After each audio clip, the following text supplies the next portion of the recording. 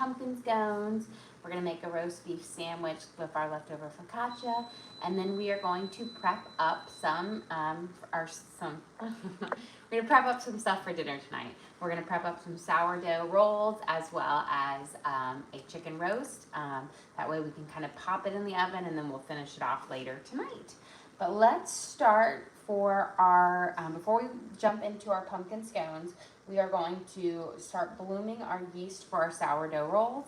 Now our rolls have about a half a teaspoon of yeast in it. So all the work is mainly done from the sourdough starter, because we'll be using active starter in it. But it gets a little bit of help from the yeast, which just makes it a much fluffier and a nicer thing. So we're going to start out with 3/4 of a cup of warm milk. You don't want it too hot because you don't want to burn the yeast or like scald it, but nice kind of warm milk. And then we're going to add in a 1/4 cup of sugar. And this is going to be for our dinner rolls tonight. So we've got our warm milk, and we're going to add in a 1/4 cup of sugar. And then a half a teaspoon of yeast. And we're just gonna let that bloom here for a little bit, and then we'll make our scones, and then we'll come back to it and finish up our sourdough roll part for it. But we want to get it going. So a half a teaspoon of yeast, and we're just gonna sprinkle it over the top of our warm milk. There we go. And this should get it nice and active and happy.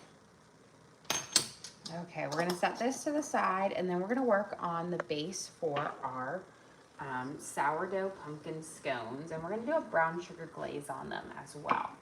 So we're gonna start out with our flour and our sugar base for this, and then we'll cut our butter into it. So we're gonna use our all-purpose flour.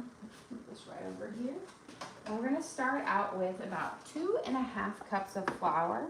So we need a little bit more because we are using pumpkin, and it's a little bit moist, more moist than some of our other mix-ins with scones. So we need a little bit more flour. So 2½ cups of flour.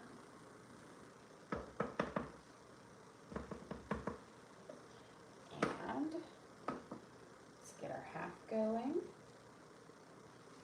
So we've got 2½ cups of flour, and then we're going to add in a half a cup of brown sugar. The brown sugar is going to be really delicious with the pumpkin scones. It has a nice molasses note to it, which I just think really brings out that flavor and is wonderful. And then we're also going to be doing kind of a brown sugar glaze as well.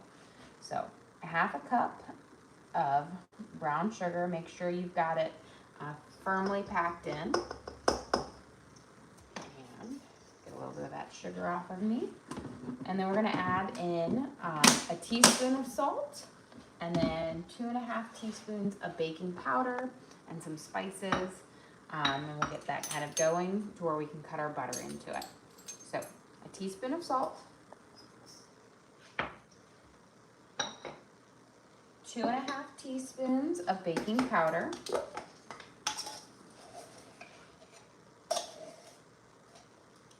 1, 2,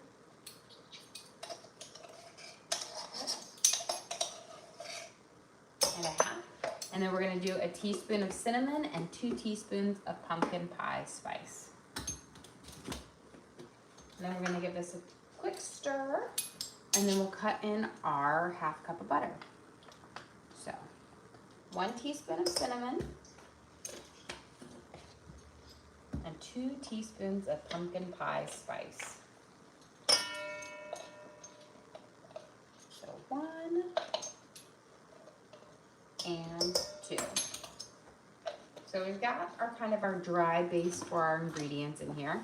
I'm going to take my pastry cutter, which we'll be using to cut our butter into it, and I'm just going to mix all of these dry ingredients together, and this is going to form the base of our nice crumb for our scone, and we'll cut our butter into it just like you would with a pie crust. Okay, making sure I've got it all mixed up well. Here we go. Perfect. So you want 1 stick or a half a cup of cold butter. So I just took it out of the fridge. Nice cold butter is going to give you the best flaky layers for our delicious scones here. Okay, so we're going to kind of cut through it, and then I'm going to cube it, and then we'll cut it into our flour here. And the reason why I like to kind of cut it down the middle and through is because I like it to makes it a little bit easier, the cutting in process. Now you could always use a food processor for this if you wanted to, but I find the good old pastry cutters work really well for this. There we go. And then just gonna grab a little bit of this butter that's stuck on here. Okay.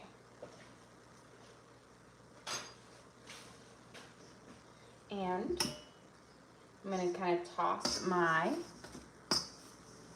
little chunks of butter here, and we're going to cut it in. And essentially we want to make sure we got our butter cut into where we have no pieces bigger than a pea. That way you don't get any butter pockets in our scone, which happens when like you get a big chunk of butter and then when it melts it kind of leaves the void. There we go. Now you could always, again, use a food processor to cut your butter into it, or you could use 2 knives and do the old-fashioned kind of cutting it way, or go even lower tech. You can actually take it and you kind of push it through your fingers like that to kind of mix the butter in. So lots of various ways to do it, again, with the same result. Grab my butter knife over here, and I always like to go partially through, and then you get a little bit of butter that sticks between your blades here, so just give it a nice kind of whip your butter knife through, pick it out so you can cut that back in there. There we go. Perfect. And get back in here. It doesn't take too long to cut this butter in. That's why I always just opt to do it by hand. Now, if I ever have to make a really big batch of scones or whatnot, then yes, I'll use a food processor because it really cuts down on the time. But you gotta lug it out and then you gotta clean it.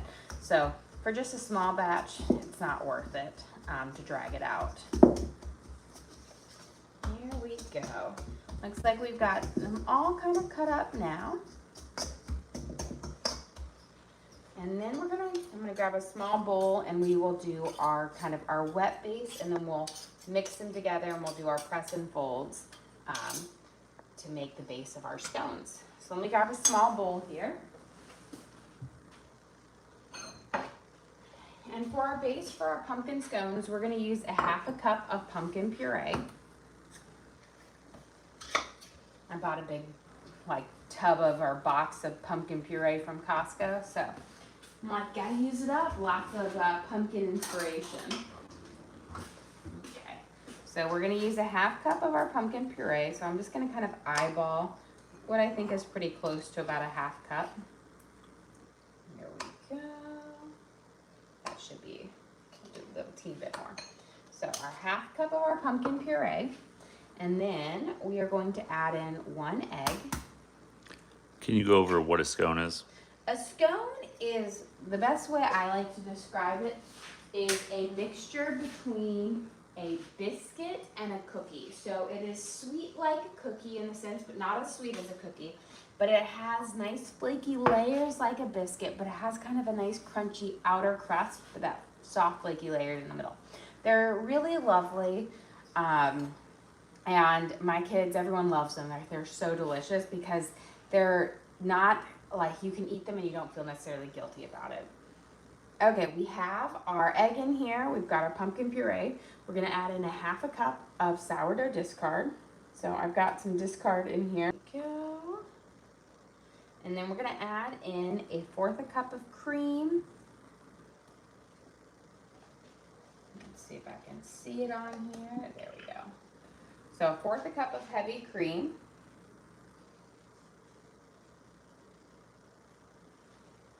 I'm gonna mix this in here, and then we're gonna add in some vanilla extract. And this is going to be the wet base for our scones, and then we'll work on mixing them together very gently and then doing our press and folds. Okay. And then we have our vanilla extract, and we're going to use a whole teaspoon of vanilla extract. There we go. And now I'm going to mix my ingredients together here. And mixing them here is going to allow you to prevent from over mixing when we combine the two. If you try to throw everything together, what will happen is you'll get just a really stiff lump of a scone that won't have lovely flaky layers. There we go. So we're adding in our pumpkin and our mixture in here. And then we're gonna combine it together for our pumpkin scones. And we're gonna make a lovely glaze to go over it. I think I'm gonna do a brown sugar and cinnamon glaze. But just make sure, spread over it. I'm trying to get this egg whipped up in here. So just make sure you whip your egg in here. This little bit of my egg just does not want to incorporate well. Let me grab a fork here. Sometimes. That's why I also say it's easier to do it in a bowl, there we go, than it is to try to mix it in there without over mixing it. Okay, looks like we've got this down. Let me wash my hands. So rinse a little bit of that off. We're going to be using my hands anyways. Here. I'm going to grab out my baking sheet here. And we're going to put some parchment paper on here, because then we're going to press and fold our scone together. But I want to have everything ready so I don't have to wash my hands in between these steps. So a nice little bit of parchment paper down. This is going to allow it to bake up nicely and remove off really easily. Okay. We're going to add our wet liquid or mixture into our dry mixture. There we go. Just try to get as much of it out as possible. And then I'm going to gently use my fork to toss these together. What you're going to end up with is a dry shag. And then what we'll do is we are going to press and fold the mixture together to make our scone. So just use your fork, and we're going to just toss it until we have all the main wet parts kind of covered. But you don't want to mix this together too much, because we're going to do our press and folds to get the form. So here's our dry shag. I'm going to kind of squeeze this off my fork. And then I'm going to dump this out onto our countertop. And don't worry, it's going to come and make a nice shape together. You want it to look like what I like to say, a nice dry shag for this. And what we're going to do is you're going to press, and then you're going to fold the ingredients up over it. Every one of these folds on here is going to make our layers in our scone. Here we go. And as we work it together, these are going to they're going to form together to make a puck, and they're going to make lovely layers that will pop up when we bake. Here we go. And this is our pumpkin scone. I do have this recipe card for our members. I think I sent it out like in September or whatnot. It's been about a month since I made these, but my kids have been kind of on a pumpkin kick this week. So we had to make them again. But I do have the video also for everybody. You can always recreate, but for our members, we do have this recipe card available. Okay, as you can see, we've got our base formed here. So I'm going to kind of divide it into two kind of equal things, and then we'll shape up our pucks. There we go. Maybe add a little bit more to this side. So I'm going to just press and fold into around about a disc type shape. You know, I call them kind of like a puck because they look kind of like a giant hockey puck. We want them to be about an inch to inch and a half thick. for it, because then we're gonna cut these down into little pieces. I'm gonna move this over, transfer our first one, and then we'll mold and shape up our second one. If you wanted to add in, like I would say, you know, you could do chocolate chips, white chocolate chips, pumpkin seeds, raisins. You know, if you wanted to add something in, you would just do it during that dry shag phase, and then you'd press and fold them in. Here we go. So I'm forming our little puck. We'll scoop this guy up here. And then you just grab some of these crumbs to the side as we move this down here. Now what we're gonna do is we're gonna cut each one of these into 8 equal sections. We'll slightly pull them out, and then we'll brush them with a little bit of cream and sprinkle them with a little bit of sugar. So I start by cutting them into fourths, and then I'll cut it through using my pastry cutter. You can also use a butter knife for this as well. Once you've got your 8 kind of pieces cut, you're gonna pull them out. And this is going to make, you know, 8 mini scones. Now you can do one big giant puck and cut them into 8 pieces and make 8 bigger scones. I feel that the mini scones bake up a little bit nicer than the big ones. They don't dry out as much because you don't have to cook them as long. And, you know, it's nice. You can eat 2 of the smaller ones and just feel a little bit better. Or 3. These are, my husband loves these. Actually, everybody really loves these scones. They're ones that disappear so fast.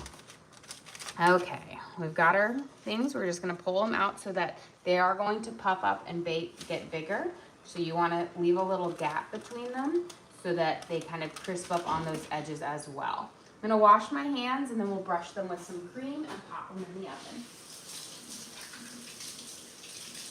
There we go.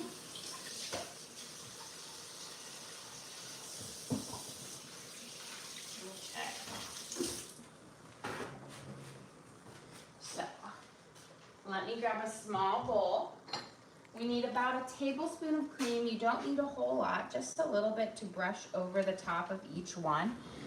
If you want a shinier coating, you can definitely do an egg wash, but I always feel like it's such a waste of an egg.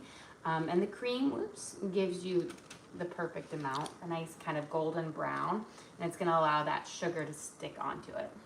You have a question? Have you ever made a bacon cheddar onion scone or other savory scones? You know, I have made savory scones before. I just haven't done them in a long time. I do love a good savory scone. In the sense, you know, it reminds me more of like almost like a specialty biscuit, which I do a lot of savory biscuits. And I keep saying, I probably do, and I haven't done one in a while. Maybe I'll do that for a breakfast time one time. Because a nice savory scone is delicious. You know, you omit the sugar and you go with, you know, you've got, you know, bacon or ham, green onions. You can do a lot of different things to kind of play it up. So I'll definitely have to do that. I haven't done it in a while. For me, growing up, I went to this kind of daycare center when I was a kid, and we used to do these elaborate tea parties every year. We'd dress up in our parents' clothes. You had to dress up to the nines. And we would spend like the week before this little tea party baking all sorts of goodies, picking out the teas that we were going to have, like a real true tea party. And that was when I first made scones. And I always did them sweet, and that's just kind of, in my mind, they've always been a sweet scone. Let's sprinkle these with a little bit of sugar, and we will pop them in the oven at 400, and these are gonna bake for about 18 minutes. Now I'm just gonna use a little bit of granulated sugar, but you could use cinnamon sugar, brown sugar on there, but just enough to give it a sweet little crunch. These only have about a half a cup of sugar in them, so they're not as sweet as like a cookie or a muffin or whatnot. They're a lot less sweet, but adding the little sugar on the top, and then of course the glaze that we make, just really adds a lovely pop of sweetness on them. Just brings them right over the edge. You only need like a teaspoon or so of the sugar. It's not much. Okay, let's go pop these in the oven. These are gonna bake at 400 degrees for about 18, these are 18, yeah, 18 minutes. I have a couple that take a little bit longer, but these are 18 minutes. Here we go. Pop them in there. Make sure your oven is preheated. I'm gonna set my timer for 18 minutes. And those should be ready. Let's get our sourdough rolls prepped up because we have our yeast foamy now from getting it ready. So we started off with 3/4 of a cup of warm milk. We added 1/4 cup of sugar, and we added a 1/2 teaspoon of milk in here, or 1/2 teaspoon of, not milk, of yeast in here. We let it foam up just a little bit. Let me get my active starter, which both of these are, you can see how active they are because they are bursting out, which means I'm gonna have to change out their covers. But look at that, I fed that this morning and it was halfway and it has shot up. So for this recipe, we're gonna use 1/3 cup of our starter. So let me grab a measuring cup here. Here's 1/3 cup. So you use 1/2 teaspoon of yeast with 1/3 cup of active starter, which means you fed it in the last, 4 to 8 hours. This guy, let me poke him down first. When you poke it down, it pops all those bubbles and it kind of shrinks in size. So, and that's just from the natural gases of it, during that fermentation process as it kind of eats up the sugars in the flour. So we need 1/3 cup of our active starter here. There we go. We're gonna add this into our mixture. And these make the best sourdough rolls that don't need to wait forever to make. A lot of times my sourdough bread, we're gonna prep up some of that, but that takes like a whole day before you can enjoy it. These, you need just a minimum of 5 to 6 hours for them to do their rising and whatnot, or their leavening part, and they're just fabulous. So let's mix these in. Then we're gonna add in 1 egg. So between the yeast, the active sourdough starter, and the egg, that's what's gonna really give these a nice fluffy texture to them and very soft. And then we're gonna add in 1.5 teaspoons of salt. I'm just gonna use my 1/2 teaspoon. We'll do it 3 times. So 1, 2, 3. We're gonna mix these in, and then we'll add in our flour. There we go. You just wanna make sure you've got that egg yolk and all that egg incorporated into the milk and the starter. There we go. And these have we used 1/4 cup of sugar in it, but they're not a super sweet one. We're gonna add in our flour. We are going to add in 3 cups of our flour. And just all purpose. You can use bread flour, but you don't need to. You have a question? Is the recipe posted anywhere for these? This one, I'm not sure if I've ever posted this recipe. So I have another yeast recipe, but it's different from this one, which is it's a sourdough discard with yeast, so it's different. This is more of a sourdough with a little pinch of yeast. These are my favorite, but they take about 5 to 6 hours. So I will upload this video onto our page. We upload all of our lives there. So you can always watch and recreate it. But I might make this a recipe card because this is one of my favorite rolls. Okay, we're gonna add in our flour. We need 3 cups of flour. There we go. 2 and 3. And this dough is not gonna be as sticky as a traditional sourdough discard dough, or a sourdough, not discard, but a sourdough bread, which is a very high hydration dough. This one, you're gonna be able to knead it and work with it, which is nice. So we're gonna mix it together until we've got a nice kind of shag form, and then we'll knead it into a ball. And then you just let it sit in a nice, warm spot for about 3 to 4, like 3 or so hours. After about an hour, you will do a quick knead on it, but then you just let it sit there. And then about an hour to an hour and a half before you bake it, I divide this up into 12 to 15 rolls. I think I'll do 12 today. And then you let it sit and kind of rise for an hour. You have a question. What does discard yeast mean? So discard is your sourdough starter, which is fermented flour that you use to make sourdough bread. And then yeast is just, the yeast that you add to make a yeast type bread. So this has got a kind of a hybrid of both. Okay, let me grab a quick paper towel here, just so we don't get any of our pumpkin scone tidbits in here. Not that it will ruin it. And then what we're gonna do is we're just going to flip this guy out onto the counter. And again, this is kind of like a dry shag too, but it's going to form together to form a nice dough for our rolls. And as this flour hydrates, which is why you're gonna do a set of kneading in an hour, it becomes softer and more malleable to work with.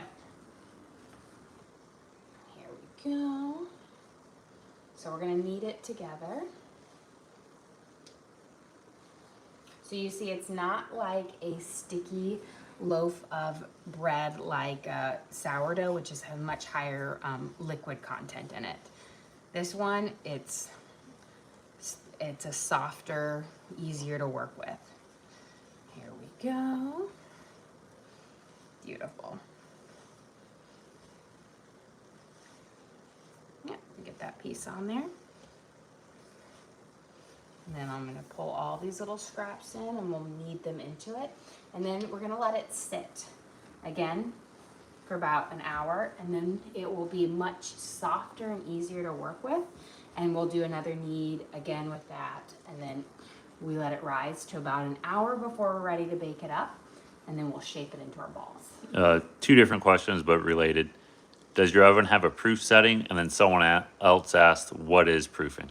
Yes, so my oven does have a proof setting, which is when I shape it up to do that final rise before we bake it, I'll put it in there. And proofing keeps your oven at a nice warm temperature. Mine at least does at 95 degrees. But the concept of proofing is literally just allowing your dough to sit for a period of time so it can leaven, which means the natural gases puff it up. So you either have the yeast doing it or you have the sourdough starter doing it for it. Quick breads don't need a proofing time because they use baking soda and baking powder as their form of leavening. Here we go. So we've got this. Give it a nice. And now I'm just gonna set this in our bowl here, and it's going to sit, and that the flour will hydrate over time, and then we'll do our kneading, and then we'll let it sit some more. Okay, let's see. I'm gonna decide whether we want to hop on the chicken first or let's start our sourdough for tomorrow. That way I can be done with kind of mixing up the dough, and then we'll do our chicken for tonight, and then we'll make our sandwiches. Okay, so I'm gonna prep up 2 good-sized loaves of sourdough bread for tomorrow and the next day because they can proof in the fridge for 2 to 3 days, and I always like to make a double batch at it and make sure I'm on grams. Since we're gonna do a double thing, we're gonna use 300 grams of active starter. So I'm gonna use some from this guy and some from this, which is also proofing. So all of my starters are gonna need new covers. Okay, so we want 300 grams. So I'm gonna use a little bit from this one and a little bit from there. That way these will be ready to feed up and make some more. Okay. This guy over here, and you can just see how, you know what, today is a much warmer day in my house, and I can tell because the starter is really puffed up today. Put that in the sink to wash. But you can see it's all the way up to the top, so I'm just gonna poke it down a little bit. And when you poke it, you're just popping those little gas bubbles in there, and you can see it just drops down. So we're gonna add a little bit more in here to make 300. grams of our active starter, which means, here we go, you fed it in the last, 4 to 8 hours. I fed mine around like 9 o'clock today, so it's a good amount. I'm gonna turn that off, and then we're going to add in our warm water. For my regular single loaf, I add 565 grams of warm water, so I need to add 1,130 grams of warm water. And this is why you need a scale, because a scale is going to give you the most accurate measurements for it, because you can use the standard like the US customary with baking, but your cup of flour could be off by up to 50 grams. What ratio do you feed your starter? I typically feed my starter like 1 to 1 to 1. So like 1 cup of starter to 1 cup of flour to 1 cup of water. But let's see, there we go. Let me just get right there. But a lot of times I also just do it by how it looks. I look at the kind of the thickness of how I want it to be, and that's how kind of like I will add a little more or less water to it. Because I don't whip out my scale when I'm doing it. I just use, again, the cups. So I always add my flour in first. I start to mix, and then I slowly add in my water. And I start by adding in about 2/3 of it, and then I add it till I get to the right consistency. Because I find if it's too thin, it doesn't puff up as nice, and if it's too thick, it doesn't work as well. So we're gonna mix these guys together, and then I'm gonna add in 2 tablespoons of salt. Again, this is going to make 2 of my big loaves. So 1, 2. Give this a good stir. And then we're gonna add in 1,500 grams of flour. I have a little bit of bread flour, but this isn't gonna be enough to get me there. So I'm gonna use bread flour and all-purpose flour. Bread flour is going to give you a really nice, chewier texture. I find all-purpose flour gives you a slightly fluffier loaf of bread. So really, either one works. I've done it all bread flour, all-purpose. They all work kind of really well with it. So we're gonna start with my bread flour, and I need 1,500 grams, which is gonna be a good amount, but it's more than what I have in this bag. So this is about 1,150 grams. So then we'll just finish it off with a little bit of, where did my flour go? There it is. It's right in front of me, guys. In here. We'll finish it off with a little bit more, and then we'll mix it together. And that way we'll be able to do at least one stretch and fold on screen so you guys can see what that looks like if you're new to the sourdough making process. Now I do have recipe cards and videos for everybody on how you can make your own starter from scratch, as well as how you can make your own sourdough bread from scratch. Now this isn't a process where you can wake up in the morning and say, hey, I want to make sourdough bread today. You're going to need an active starter, and that takes about a week to create on your own using flour and water to ferment. Okay, I've got my 1,500 grams of flour, and we're going to mix it into my base right here, which is my diluted starter. There we go. And this is my basic traditional recipe, and it is so good. Okay, I'm going to use my dough whisk here, and we're going to whip it up. And this is going to be a very wet and sticky dough. It's a high hydration one, which means you can't do like you would with a yeast dough or a, like even our sourdough roll things. You can't knead it. You do something slightly different, which is called stretch and folds.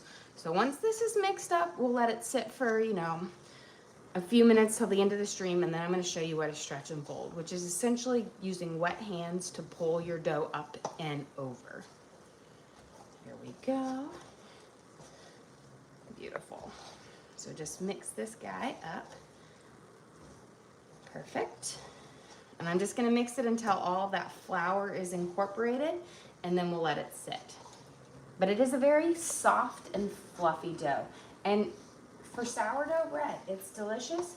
The only ingredients in a traditional loaf is literally flour, water, and salt, because your starter is made with fermented flour and water.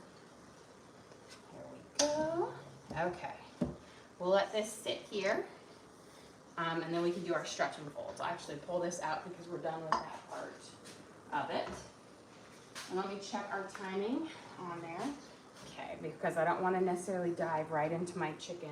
I'm going to have to go pull those out. So we're going to pull that out in just a minute or so, I'm going to make our glaze for our scones. We're going to do a brown sugar and glaze, which means I need a little bit of butter here. Don't need a whole lot.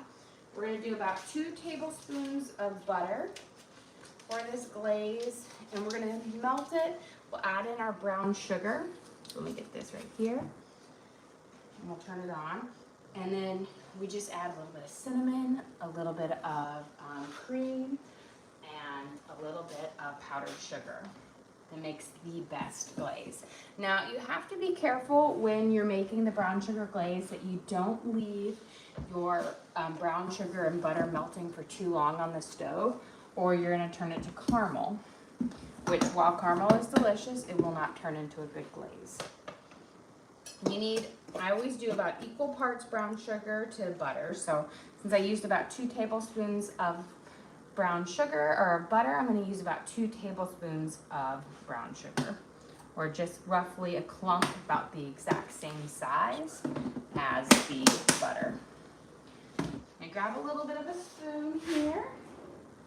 So we'll grab a whisk, and we're going to whisk these together until that butter is just melted. And this should melt pretty fast because this is room temperature butter. But again, don't leave it in here unattended, or you're going to turn your brown sugar and your butter into a lovely caramel. But you need that butter to be melted up. And doing this process allows the brown sugar to start to dissolve a little bit. We will add in some cream, which will allow it to also dissolve some more to get rid of the grit, so we have a lovely smooth texture to our glaze. So here, it's all just about melted, so I'm going to turn off my thing, and we'll just let it sit with that residual heat. And then we're going to add in about 2 tablespoons of cream. So think 2 tablespoons of butter, 2 tablespoons of brown sugar, 2 tablespoons of cream, and then about a half a teaspoon of cinnamon. You can go more if you want a bit more. You could go up to a teaspoon. You don't need a whole lot because that cinnamon's really gonna pop in there. And we're gonna mix this, and then this is going to be kind of our base that we'll add our powdered sugar into to make our glaze. There we go. But it's gonna have a nice rich color. We're gonna let that sit and kind of cool for a second. While we do, let's go grab our scones, our pumpkin scones, out of the oven. There we go. Grab this. Look at these beautiful scones. See, I told you, you've got to spread them apart because they really do pop up. You can see these epic layers there. That's from the press and the folds, which make them light and fluffy, but yet still have that nice crunch on the outside of them. They're just delicious. Now we're gonna wanna glaze these while they're still hot, but not while they're just out of the oven. They need to sit down. But just look at those beautiful epic layers in there. That again is from the press and fold motion of when we're pushing that batter together. You know, you don't want to ever just like mush it together or knead it, because that will give you a really dense scone versus the fluffy layers. Okay, let's add in our powdered sugar here. And then we'll let it kind of sit, and we'll glaze it in a little bit once it's there. Okay. We're gonna start with about a half a cup of powdered sugar in here, and we're gonna whisk it together. Essentially, we want a glaze that is about the consistency of glue. That way it will drizzle over, oops, as I go a little crazy, it will drizzle over our scones, but we don't want it too runny that it runs right off. And you don't want it too thick that it's a frosting either. Here we go. Do a little bit more powdered sugar in here. We'll do about 2 more tablespoons. I think that should get us. Now, if you accidentally add in too much powdered sugar, you can always add in a little bit more cream. Just go very careful in the ratios because a little bit of liquid will really cause it to get thin. That should be just about perfect. Okay, we've got those mixed up here. We're gonna let that sit for just a second, and then once our scones have cooled down in a minute or two, we will kind of get them kind of coated over it. Okay, while we're waiting, we're gonna prep up our chicken for dinner tonight. Now this is, I'm gonna wash my hands since I got a little bit of powdered sugar on it. This is a really easy way to make a delicious chicken that doesn't take a lot of time. It's like 5 minutes of prep, and then you pop it in the oven when you're ready for it. And it's just so delicious. So we're gonna start with 1 really big onion, or you can use 2 smaller ones, but this is such a massive yellow onion, it's gonna be perfect for this. Okay, so we're gonna start by, I'm gonna slice off a couple circle edge, and then we'll kind of quarter it to stuff inside our chicken here. But what we're gonna do with this first part is these are my little onion rings. I'm going to layer them around the base of my Dutch oven here. And that way I'm not gonna have my chicken resting directly on my, like my bottom of my pan, which could cause it to kind of cook up a little bit, but yet it's gonna sit on top of these onions, which is going to add a nice, like very fragrant flavor to it, but also prevents it from getting both soggy or burnt. And then these are gonna be used to stuff the inside of our chicken to give it a nice kind of fragrant flavor. Let me grab a bowl real quick, because we're gonna make our herby base to it, and then we will push these herbs up underneath the skin, we'll stuff it, and then we'll pop it in there. So we're gonna start with a good amount of olive oil. I'm gonna say you're gonna need like a 1/3 cup of olive oil to a 1/2 of a cup. I mean, I don't think you'll actually need a 1/2 of a cup, but we just start with a good base because we're gonna be rubbing this all over and we're gonna be creating a lovely paste. We're gonna add in, we've got juice from a lemon. So I'm gonna we'll squeeze it. And we're gonna squeeze it in here, but don't get rid of your lemon peels because you're gonna actually stuff them inside the chicken, which is going to give it a really fragrant flavor. So we want the juice from these fresh lemons. Again, keep those. Let me rinse off this lemon juice real quick. And then let's add in our spices. We've got some onion powder here. I'm gonna do about a tablespoon. We've got some dried oregano. We're gonna use about, I wanna say, around a tablespoon of dried oregano. We want lots of herbs because it's gonna add great flavor and it's gonna sit in here. I have some dried rosemary. I'm gonna do about 1.5 teaspoons of dried rosemary. It's got a pretty strong flavor to it. And then I have some herbes de Provence, which is just like a lovely French blend. And we're gonna use about, a 1/2 tablespoon of that. And then we're gonna do about 1 teaspoon of ground black pepper. There we go. And we're gonna add in about 1 tablespoon, 2 teaspoons of garlic salt. Good shaky. And then let me grab a spoon and we're gonna add in a heaping spoonful of our garlic. Now you can mince up some fresh garlic if you wanted to. But I also find the garlic works wonderful for this. And then we're gonna mix this together, and this is gonna create a very oily but herby kind of paste, which we're gonna rub all over our chicken and inside our chicken. Okay, so let me move this to the side, and we're gonna work on here. Okay, we want our breast side to be up when we're doing it. So, but before we put our base side down, we're gonna reach in here, and we're gonna rub these herbs on the bottom of our chicken here. So you wanna make sure you get some on that base side. We'll put it in there.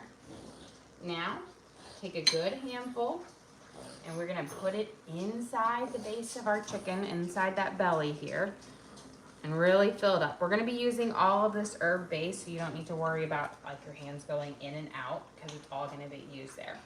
We're gonna take one of our lemons, our halves, and we're gonna shove it in there, and then we're gonna take these onions, we're gonna shove those inside the cavity of our chicken. This is going to give it a very lovely, fragrant onion and lemon flavor to it with all of these fresh dried herbs as well, or these dried herbs in there. Very like important to stuff it up, stuff it really well. It's gonna add so much flavor. Let's put our other half of our lemon in there. It also keeps that cavity nice and moist and tender, which allows that chicken to stay nice and moist and tender as well. Okay, now this is the part which can be a little bit tricky if you've never done it before. You're going to take your fingers and you're gonna gently separate the skin from the chicken. And this is so we can put, and you might have to pull a little bit to kind of separate it up, but this is so we can spoon this herb mixture underneath this skin layer, which is going to allow it to really get into the chicken so you have a wonderful and flavorful meat. So you see how we have separated the skin from the chicken? Now you're gonna just take our space and you're gonna rub it in here. Now we will rub stuff on top of the skin, but this is crucial for allowing it to really get into the meat and get that flavor in there. Because nobody wants a bland chicken. You have a request, can you go over the seasoning? Yes, so we started off with about a 1/3 cup of olive oil, and then we added in about a tablespoon of onion powder, a tablespoon of minced garlic, a tablespoon of dried oregano, and then we did 1.5 teaspoons of herbes de Provence, 1.5 teaspoons of dried rosemary, and then a teaspoon of black pepper, and about 2 teaspoons of garlic salt. So we've got just all of this lovely herb base here. Now we'll put this over. Beautiful. I'm gonna wash my hands because it's quite messy now.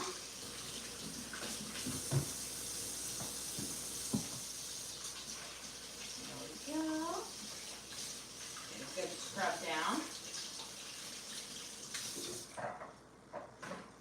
And then, our last little part of this is we're gonna pour in, I've got some chicken bouillon and water mixed together. And you're just gonna pour it in around the sides of it to have a little bit of a kind of a bath in there so that when we roast up the chicken, and I'm not even sure I'm gonna use all of it, I just want a thin layer. But when it's time to bake up our chicken, we will bake this at 425 with the lid on for about 45 minutes.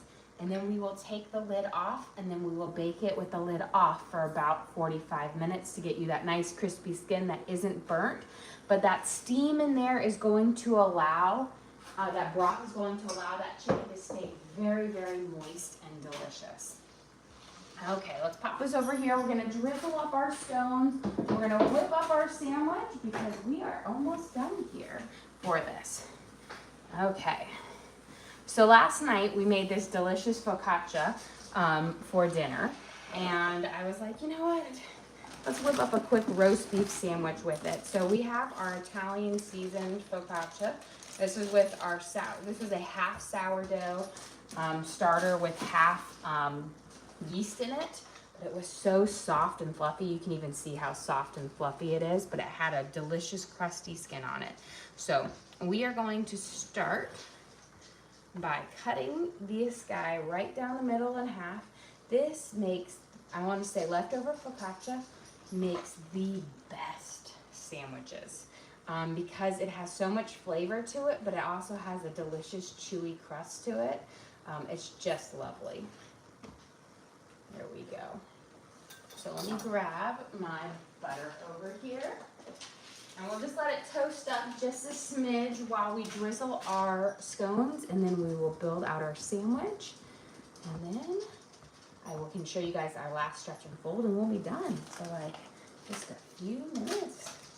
And we've already completed half of our work for our dinner tonight, which is going to be wonderful. This is the way you can have a really great dinner on a weeknight without having to do a whole bunch of work at one time. You know, you've got the protein done, so it's just sides later. And of course our rolls. I'm gonna pop this on my skillet over here just so we can kind of warm and toast these up. And then we'll work on getting our sandwich made. Okay. So here are our pumpkin scones. And I've got my delicious brown sugar glaze here. And we are going to drizzle this over our scones. Now I find using a whisk does a great job of getting a really delicious drizzle over it. There we go. Now you want to do it while your scones are still warm, not piping hot, because if they're too hot, it will completely run off. But you want them warm so that they run over the sides instead of stay like a lump on the top, and really kind of coat it up. Can you go over the glaze? Yes. So we melted 2 tablespoons of butter with 2 tablespoons of brown sugar. Then we added in 2 tablespoons of cream, a half a teaspoon of cinnamon, and about 3/4 of a cup of powdered sugar.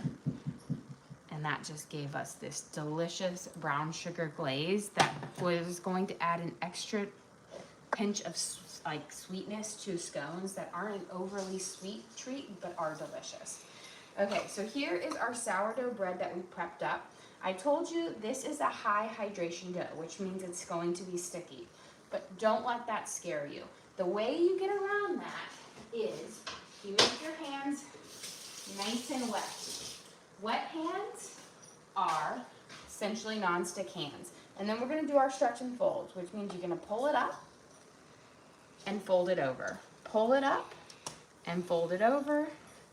Pull it up, fold it over. This is what you do in place of kneading with a sourdough bread.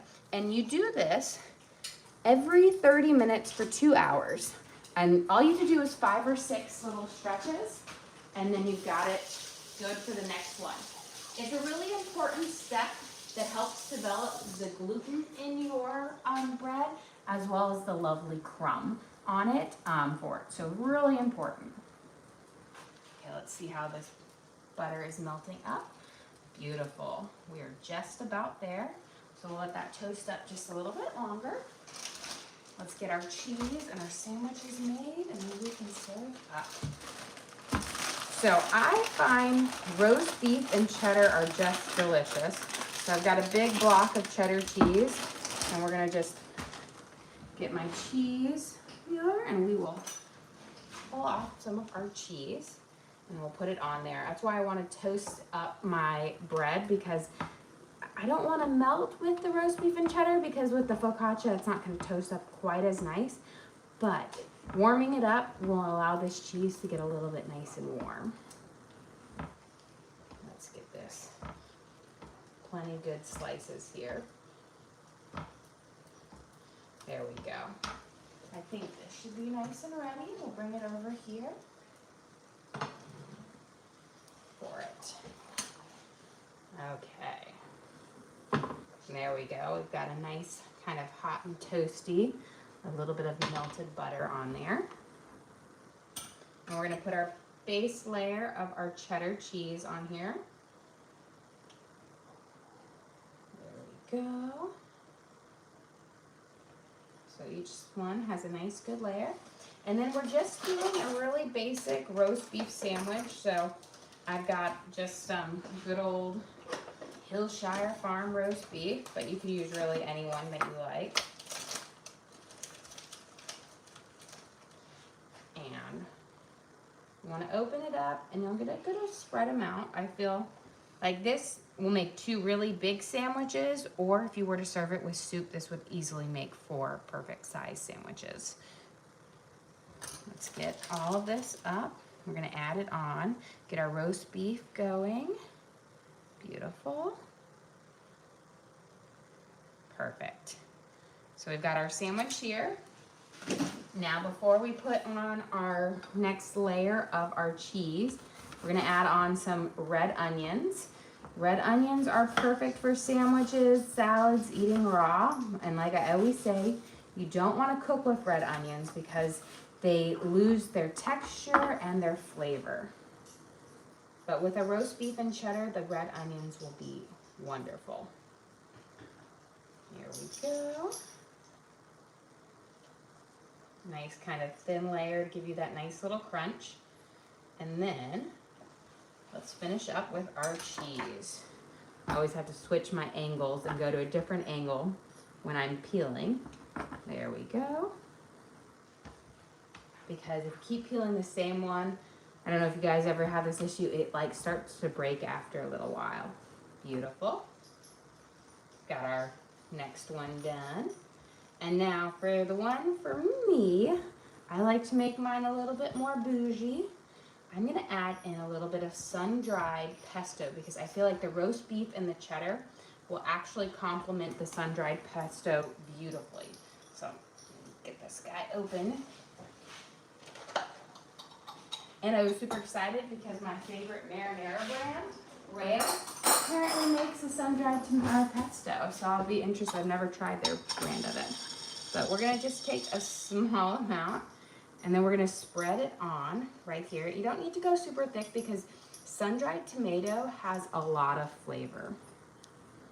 And then we've got our 2 jumbo roast beef and cheddar sandwiches, and we are ready to serve up our dinner or our lunch. And we've got so much of our dinner prep tonight, so we're like ahead of the game here.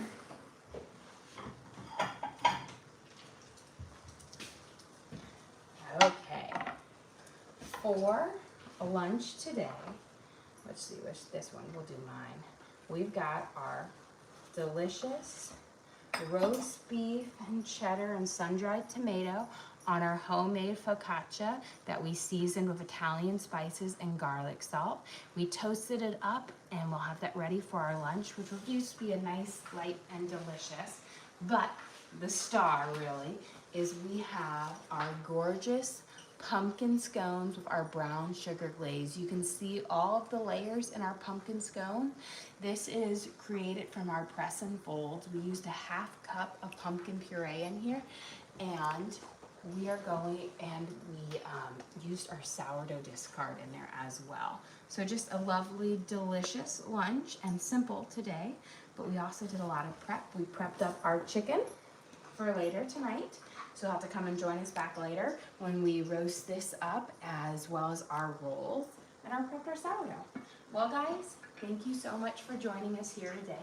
Don't forget to like and subscribe.